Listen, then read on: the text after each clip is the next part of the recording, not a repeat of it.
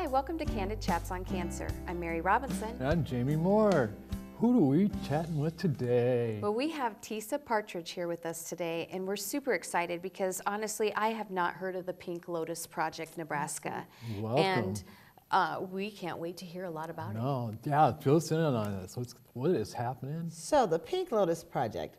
So I am a almost 7-year breast cancer survivor. Yay. And Well, that's another story in itself we should talk about. Yeah, so, I went through a lumpectomy, and I was stage 3 with the common one, which is ductal carcinoma. Okay. I didn't know there was a common one. Well, the most, I guess. The more common one. More common one, yeah.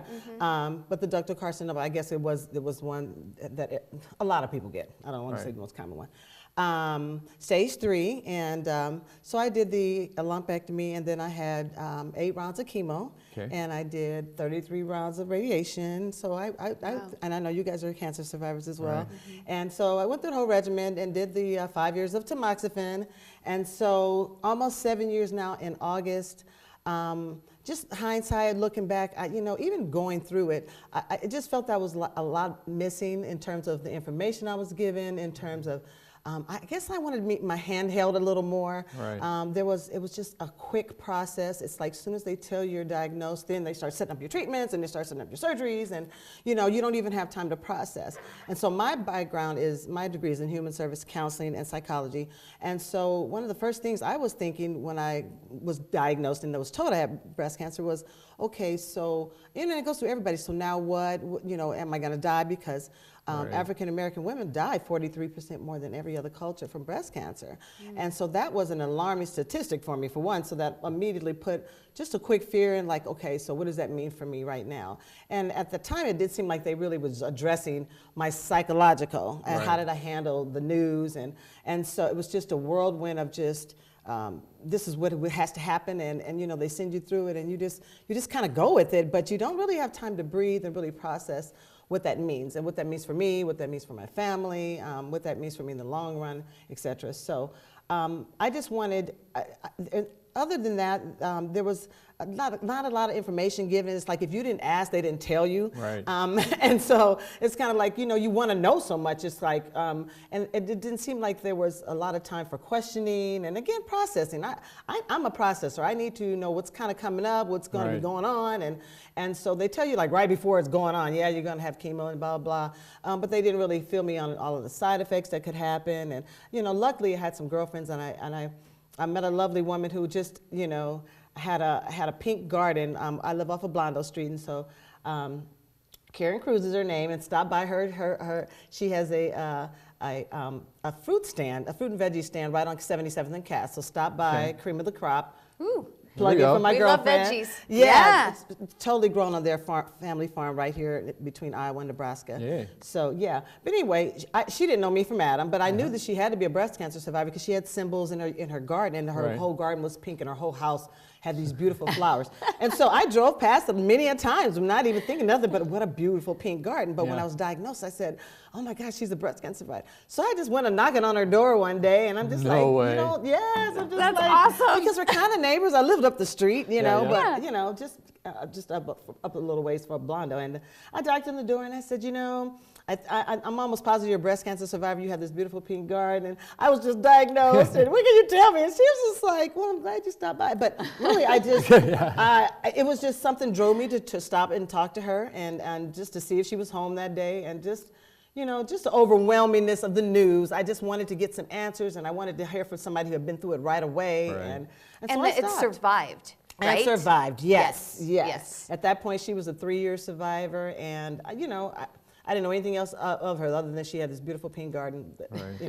So now we're best of friends. So definitely stop by her fruit stand. We definitely will. I just thought there was just a lot missing during the process, and I don't think people are overwhelmed and lost already. But I just want people to be empowered and really taking charge of your own health, because if you don't get those answers, you're just going to tell the first doctor whatever they tell you. You're just going to go with, and you're not going to not necessarily question, but you got to do what's right for you. And sometimes some of those treatments or some of those procedures or the way they're doing it may not be rubbing you right, and so but they don't you don't really really feel like you should ask the doctor too many questions, and then they really don't have time to answer. It's like they're on a regiment of getting you through that surgery, through that chemo, through that radiation. It's just like a process that they whip you through. So it almost kind of reminds me that she's speaking of advocating for yourself. Oh, for sure. You know, definitely. just That's being definitely a advocate. takeaway of today. Advocate for yourself. Yeah. Be your own self-advocate. And the second thing is know your own body. That's another thing I just want to make sure before I start rambling on about other things, is just to know your own body. Because I think part of that is you'll be able to tell someone if that procedure is right for you or whatever, if you kind of know how your body might react to it. Right. If there's any other things that might settle more with your system than that. I just want to know and have options, and it didn't seem like I had options at the time. So when you were told, okay, this Yep. is, what, 5 years ago? 6, 7. 7 Almost years. 7, almost 7. Woo-woo. Jeez. Congratulations. Yes. Yay. Praise God. They just threw they gave you the diagnosis. Now, what did you do with it? I mean, besides going first of all, knocking she on told me, on the a lady's doctor's door. office told me over the phone, which never do that. And I kind of pressured her because it was a Friday, but they were supposed to have given me my answers to whatever was going on with the biopsy prior to that. And I'm thinking, okay, Friday, I kind of want to know because I don't want to keep worrying about it through the weekend. And so I completely called the doctor's office. understand. Now, he wasn't in. Now, hindsight, I would say for her to have told me, the doctor's not in and we really can't give you any information. I apologize, you're going to have to wait till Monday, especially if it's bad news. But instead of that, she said, oh, no, it's bad news. You got breast cancer. And I was like, and I wasn't ready for her to tell me. I guess I wanted to be called in the office and, something. But I was on the phone Friday afternoon by myself at my house, and she kind of just gave me the information. So I was just like, oh, okay, well, thanks for telling me. And then again, you're just sitting there like, with that news, what do you do with it? Right. And so, call my mom and, we shared like that. But it was just, I just think there was, I didn't feel like I had a lot of control during that time. And I just want people to feel empowered and controlled over all of that total process, because it is a big process. And it's years of recouping from the process. And it's years of still taking medication, still in the process. So I just want people to just take time, breathe, figure out what's right for you, connect with people right away. I think the reason I started Pink Lotus was, it was all of those things were missing. I did join 2 groups at the time. I joined Project Pink and I joined My Sister's Keepers. And both of those groups are real healthy, great people, wonderful women. It's important to connect to people who have been through it, because your family really don't know how to help you. They're just sitting around kind of like, oh, just whatever I can do, and that's all they can say. But they really don't know what to do for you. And I found I have 2 sons, and they didn't know how to help me. And I just want people to first just connect with somebody who's been through it, just to kind of process and get that first, what do I do? I'm glad that you're alive, so I know I can make it. Be able to be around somebody who's fought it and beat it, and just that first initial support. You just kind of need a listening ear, which I don't think the medical profession necessarily gives you. They have social workers, but they're not counselors, and they kind of give you referrals, but they're not really there to hold your hand and listen. So you need to have somebody listen to you and be able to help you process it. So when I started Pink Lotus, I wanted first off to be able to have access to therapy and counseling. Now, African American women, people in general, don't like therapy. They don't like going to counseling, and so my degree is in counseling, so I totally believe in it. But just culturally, we just don't do that too often. So I'm trying to just set up situations where there's like-looking therapists, so they'll be more apt to go, basic African-American therapists, and women and male. I was referred to a white male in Methodist, and when I met with him, I just didn't feel, it was just no connection there. And just plain and simple, you don't have boobs, you're an older white guy, and I don't know if you can really understand where I'm coming from. That's just keeping it real. And so I never went back. That makes perfect sense. It really does. It really does. I mean, but I will say, I have met men that have had breast cancer. Oh yeah. But now, still, I totally get what you're saying. that would have been great to be referred to. Anybody who's had it would have just been just good to be referred to. And just and just being able to talk to the families. I don't think anybody realizes when you have breast cancer, your whole family goes through it. And so if you have kids, I want to be able to just offer some family counseling, some family therapy. This is what mom's got, and this is, kind of like divorce. It's no fault of your own. This is explain what cancer is, because really people don't know what cancer is. Right. You know, it's a genetic mutation, blah, blah, you know, put the scientific process to it, you know, thought process to it, so they can understand it scientifically, you know, just like anything else biological in their bodies. But just, you know, just to help them process and kind of like, you know, what is this going to mean for them? You're going to have to help mom, and mom's going to be tired after radiation, and she's going to be sore after her surgeries, and how can you help her? And just kind of give them some tools on how they can help her through the process. So and I think when, that's when did you necessary. start the Pink Lotus program? So I started, you know, I started the support group in like July of 2017. Okay. And so we've been meeting July, August, September, October. And I started applying for all of the 501c3 stuff, you know, getting the bylaws together. Because I just really, my background is counseling. I was like caseworker and case management, but I never have like started a nonprofit before. So there was a lot of learning. It was this whole year has been a learning process. But just looking up how do you start a nonprofit, and connecting with some friends and some people who have run nonprofits. So I just went through the process and started building it slowly. And December of 2017, we got our 501c3 nonprofit status. Good job. So I think we're official as of December 17th. So we're just a little bit over a year and a half. Congratulations. So you actually have a support group that We meets actually have a support group. once a month? We meet once a month, every third Saturday of the month, and we're meeting in the basement of my church right now. I belong to House of Quantity of Friends of Christ, which just means community and church. We meet at 3208 Corby Street, which is a little church off of 32nd and Corby Street, just about 3 or 4 blocks south of Lake Street if you come in North Omaha. We meet from 12 to 2 every third Saturday. And our support groups, it's typical and atypical. We learn, my whole thing about Pink Lotus is I want to be there to hear our stories and to share our stories, but I also want those meetings to be a learning process. We bring a holistic approach to healing, so I want to just tap on anything that touches the mind, body, and soul. So one meeting we might have a nutrition class, the next meeting we might meet with a therapist that might take us through some kind of anger purging process, you know, because there's a lot of anger loss that comes with any kind of cancer, you know, especially breast cancer, because some have to lose their breast. So that's a big loss, and so people have to grieve that, which is another thing I don't think people have a chance to do. Like I said, I'm all about, because it starts at the mind, and if your mind isn't right, and if you're not thinking about it good about yourself, it's just going to fester in, and you're not going to heal as well. So just trying to get your state of mind right, and so, you know, just starting there. And so we might do a nutrition, we might do a workout class, we might do yoga one class. So we do holistic approaches to healing the whole body. So we're going to tap on everything, mind, body, and soul. So it's all different type of activities every time. But basically, we're there to hear the women first, and after nobody wants to share, we go into that learning thing. So we'll learn something new every meeting. That's neat. So go ahead. So this is a breast cancer It's a breast cancer support group. that Takes a holistic approach to healing. That's what we do. Well, and that's what I was going to ask. So it's just for breast cancer? It's just for survivors. breast cancer. Okay. Yes, you know, but my vision is really to open up a holistic house of healing. I'm going to start with breast cancer patients because I know breast cancer. Yeah, exactly. But really, Which makes when I complete think about sense. it, holistic living and healthy living is just for anybody with cancer. Right. Because really, nobody wants a reoccurrence of cancer. I mean, that's our biggest fear, right? We don't want it to come back.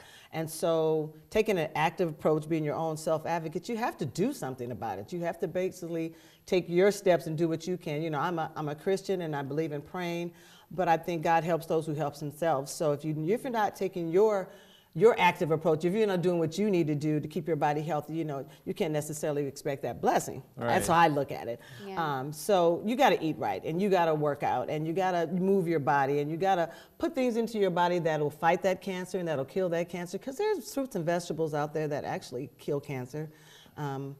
And we're gonna kind of investigate more on those things and really just kind of do due diligence and research on that, because, you know, I want a different option besides chemo and radiation. I went through it, but it's so taxing on the body and it's so harsh. And some people, I mean, praise God, I didn't have a lot of side effects, but like my girlfriend Karen, she had, so much more sores and, just things that I just never experienced. And I just wish that there's other ways that because that's just all basically side effects of that harsh chemo treatment. Yep. It eats you inside out, you guys know. So it's not, I mean, it kills everything. It kills the cancer, but it also kills a whole bunch of other stuff. And then there's a risk of getting cervical cancer from your chemo treatment. So I'm not real sold on a lot of medications, a lot of treatments, just because it just, when every treatment that comes out, every medication coming, this kills this, but then you have this 10-minute blurb of all the side effects, and you're like, why the hell would I take that if this is going to happen to kill that? You're just like, but you could die, but you can blah, blah, blah, blah, blah, blah. Oh, take this medicine. It's just like, I think the same thing with some of those commercials on TV. I'm like, everything they come out with, I take that it'll kill this, blah, blah, blah, blah, blah, blah, blah, blah, blah. And that is longer than the rest of the commercial if you listen to it. And you're just like, but this will help your immune system out, but you may get this cancer, and this cancer, and this cancer, and this cancer, but you won't die of that cancer. In some cases, it causes death. Anyway, I shouldn't laugh. But I love it that you guys have it every true. third Saturday. So for those that are working, they can make it. Yes, third Saturday. And we played around with different times, but on the weekends, because I work a full-time job. That's the only thing I can't do anything. Well, bless you for doing this on top of your job. Well, it's a calling. I was charged to do it. I think when I got breast cancer, I kind of knew I was going to get breast cancer. It is running my family. My maternal aunt had breast cancer and passed from it, but her daughters didn't get it, so the logical thing would be it would pass straight down, but it was not. That was not the case. But when I got it, I wasn't surprised. Right. I think I had some kind of vision in the past, and I said to my cousins years ago, I said, somebody else has got to get breast cancer in our family, but watch it be me. And I just said that like 20 years ago, just off the cliff. But I wasn't surprised. So. Right. Did you actually feel a lump, or were you getting an exam? And I felt my own lump just on a Saturday morning. Checking breasts, keeping it real with a boyfriend, and Saturday morning. Oh no, I'm sorry, I shouldn't laugh. This is my story. Keeping it real with the boyfriend. With the boyfriend, Saturday morning fondling. He was like, "What's that?" I was like, "What's that?" And it was just kind of, Yeah. But that's actually not unusual at all. And that's so important to do those self-exams. Well, your boyfriend will do it if you don't do it. Yeah. Well, right? if anything, the boyfriends, we have a tendency to actually know what's not feeling correct. Exactly. There is a lot of breast they cancer felt it before, so that are found by boyfriends and husbands before the wife finds it. And that's what takes me back to know your own body. Because really, if you're doing your own, at least if you have felt your own breast, you would have known if something's alien. And I did. I knew my body enough to know, that wasn't there a minute ago. And so yours was pretty fast. Do you think aggressive? Or I think not? it was. And again, African American women, we get the most aggressive ones and the most harder to treat, which is another reason why I started. I just think we need a little more special attention because we're dying so much more. Right. I think there's some cultural factors there. I think there's some lack of insurance there. I think we wait too late. I mean, there's a variety of reasons. But I just think education is at the top of that, and we just need to know prevention is good. Going to the doctor is a good thing. Going to get your annuals is a good thing. When some of those things we just let slide, and you catch a stage 3 or stage 4, sometimes you just can't do anything about it. But if you would have maybe went to the doctor a year ago, or when you first started feeling something, so just educating people, taking away the fear, and empowering them with What are some strategies you use for taking away the fear? Do you have anything in particular? I don't know. I'm just a tough cookie. I don't know. I am very a positive person. I've always been. So I don't ever look at the negative sides of things. So even when I was diagnosed, I kind of went through the why me one time, but my father said, well, why not you? And he kind of gave me that look like, you got a big mouth, you have what, 3,000 Facebook followers. He's basically said, you're active, and basically I'm a healthy person prior to the breast cancer, and I've always been a health advocate anyway. I started health ministries in my churches and stuff like that. Yeah. So, it really kind of made sense for me to get it in a lot of ways, in terms of, I think I was equipped to fight it and beat it and tell about the glory of God and help others. And look at her. What I like it. about what you're doing is you're targeting a group of people that are being left out. And like you said, the first person you went to was a white guy without breast cancer. Yeah. Okay, that was my first I kind of feel that way too about therapists, and that if you're going to be a therapist, it's kind of nice if you had it. Well, yeah. 'Cause Or at least know where we're coming yeah, from. in you at some least level. know what you're I talking don't know. about, and you're also seeing a group that traditionally doesn't want to go see therapists, and Exactly. you're offering through the Pink Lotus an opportunity for women and I suppose their husbands too. Sure, it's a Caregivers. family Come in thing. and Caregiver, talk it's about really a it. family thing. Children. I think it's Children, just as too? much. You know, yes. As far as education, yes, because kids are, you know, they internalize everything, and they really, you know, you don't want your kids to be scarred by something like this, and heaven forbid you pass away from it. So you Right. want to empower your kids, and really, what we're teaching at Pink Lotus is healthy living, and so that can be taught and passed down to your families because Yeah. again. You know, we don't eat the best, African American, we don't eat the best. Our diets aren't the best. We have a lot of fatty foods. We're dealing with hypertension and diabetes and all these other things because of our diet. So Right. we're teaching, you know, just how to eat more naturally and more holistically. Grow your own vegetables, know where they come from, because I think a lot of the cancer is processed foods, fast foods, Yeah. our government food. We're not gonna say that too loud. Yeah. But I think it's our food source along with other things. Yeah. The stresses in your life or not coping with the stresses in your life. So all of those things. So holistic, we try to approach all of those things because really that ultimately is going to affect your healing and how you Right. heal. And if Exactly. you heal fully and if you have, you know, people have bumps in roads along their healing. You know, they have, you know, infections and things that just don't go right. And a lot of times it's just they're not giving their body the healing things that it needs to heal. So it's a little bit, it's a lifestyle change, but it's also just, it's empowering them with the information of these things are right here at your disposal. It's just a matter of you using them and taking them. Being taught that you can, yeah. You 'Cause can growing cure your own- yourself. Growing your own vegetables. Growing your own vegetables. Is, you Know know, where your can- food comes from, for one. Yeah. I mean, because we Exactly. don't know where our food comes from. Yeah. You know, it's hauled in here from wherever. We don't know what they sprayed on it, put on it. Yeah. how they Well, grew it. how do people even find you? I mean, I didn't know about you. So we are, we have a website. So we're at www.pinklotusprojectne.org. Okay. We meet every third Saturday at 3208 Corby Street, 12 to 2. Okay. And The our name phone of the number. church again is? Oh, House of Quantity of Friends of Christ. I know All it's right. quantity of people are Long like, well, name. We call it KFC. Now our pastor, and you I know what? have And to this laugh. is really funny. Our pastor is Tony Sanders, so he's Okay. Colonel Sanders. Colonel, oh my Of God. kids. Oh, Get it? that's great. Yeah. That Yeah, poor but he has a guy. little saying he does every Sunday after church, you know. Yeah. Y'all come back now, you hear. But he's cute. But it all fits. So it's how Friends of Christ. So that's where 3208 Corby Street. And he gives this room for you to use? Yes, he's a sweetheart. Yes, wonderful. our church is very, very loving, very supportive. So yeah, we needed space because I was doing it in the libraries. We Right. bounced around from the libraries and free space. Wherever I can get free space, do space. But it was nice to him to offer the basement of the church, for us to have a consistent spot because that's another thing. Yeah. You know, people want to know one place to come. They don't want to necessarily, unless we're doing something fun like a Yeah. yoga class in a yoga place but just in general, people just need one location so they can get it on their schedule and make sure they're there.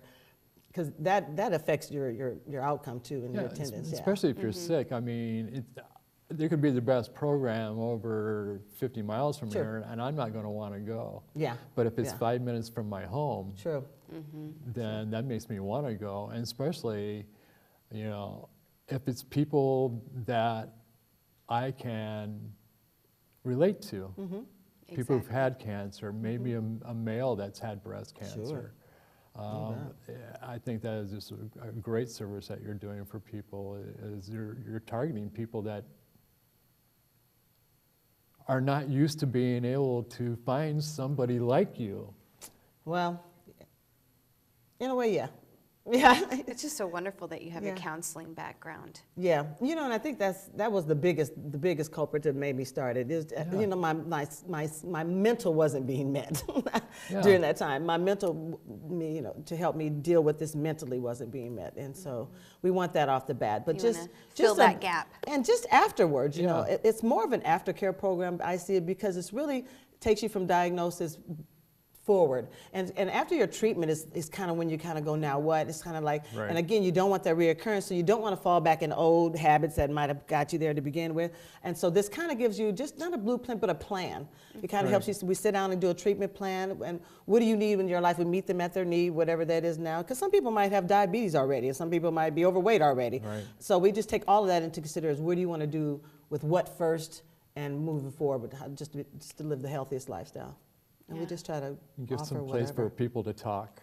Talk, work out, eat healthy, a sisterhood, all of that. That's wonderful. Yep. So what are some words of wisdom you can give to our viewers? Words of, I would say, first seek support. Don't do it, you're not alone. My tagline for Pink Lotus is you're not alone, and together we fight. So don't do it by yourself. We are all survivors out here, and Right. we can all help you through the process. And just having just any dialogue with anybody who's been through it is tremendously helpful. And we try to partner you up with somebody because you want to make those phone calls in the middle of the night, or you might feel something crazy just from your surgery. Like, is this meant? You didn't need that person just pick up the phone. I know you might be asleep, but I just need to just ask you, was this burning over here on their right side? Right. You know, whatever. Yeah. So just don't do it by yourself and seek support. That's my biggest thing. It's great. That's great. And we're here.